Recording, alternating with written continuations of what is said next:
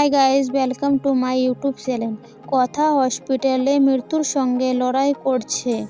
এর আগের এপিসোডে আমরা দেখতে পেয়েছি কথার গুলি লাগে। কথাকে নিয়ে এবি হসপিটালে চলে যায়।